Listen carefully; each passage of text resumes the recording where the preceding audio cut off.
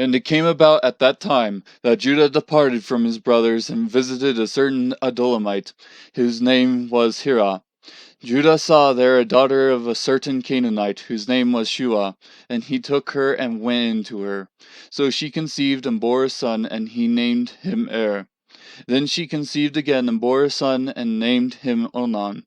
She bore still another son, and named him Shelah, for it was at Chezib that she bore him. Now Judah took a wife for Er his firstborn, and her name was Tamar. But Er, Judah's firstborn, was evil in the sight of the Lord, so the Lord took his life. Then Judah said to Onan, Go into your brother's wife, and perform your duty as a brother-in-law to her, and raise up offspring for your brother.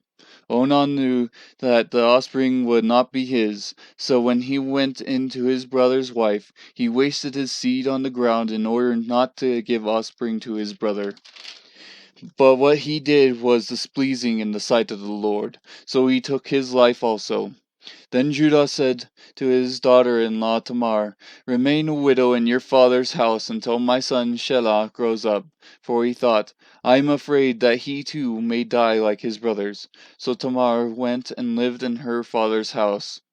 Now after a considerable time Shua's daughter, the wife of Judah, died, and when the time of mourning was ended, Judah went up to his sheep shearers at Timnah, and he and his friend Hirah the Adullamite.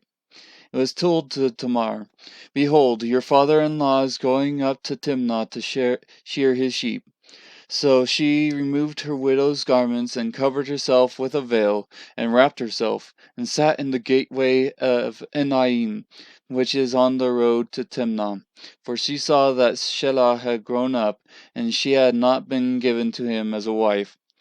When Judah saw her, he thought she was a harlot, for she had covered her face. So he turned aside to her by the road, and said, Here now, let me come in to you.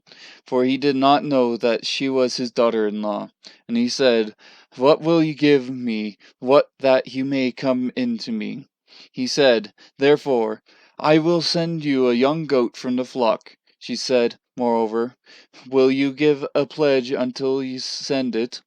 He said, What pledge shall I give you? And she said, Your seal and your cord, and your staff that is in your hand. So he gave them to her, and went in to her, and she conceived by him. Then she arose and departed, and removed her veil, and put on her widow's garments. When Judah sent the young goat by his friend the Adullamite to receive the pledge from the woman's hand, he did not find her. He asked the men of her place, saying, Where is the temple prostitute who was by the road to Enaim? But they said, has been no temple prostitute here.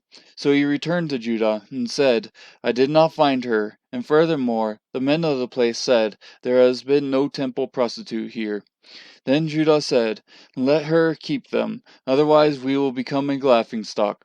After all, I sent this young goat, but you did not find her. Now it was about 3 months later that Judah was informed, Your daughter-in-law Tamar has played the harlot, and behold, she is also with child by harlotry.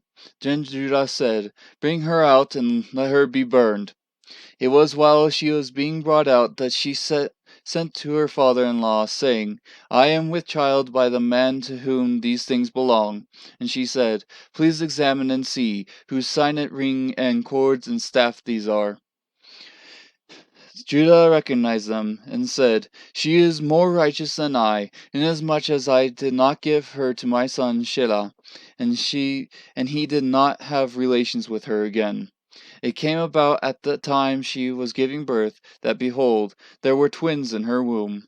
Moreover, it took place while she was giving birth, one put out a hand, and the midwife took and tied a scarlet thread on his hand, saying, This one came out first. But it came about as he drew back his hand, that behold, his brother came out. Then she said, What a breach you have made for yourself. So he was named Perez. Afterward his brother came out, who had the scarlet thread on his hand, and he was named Zerah.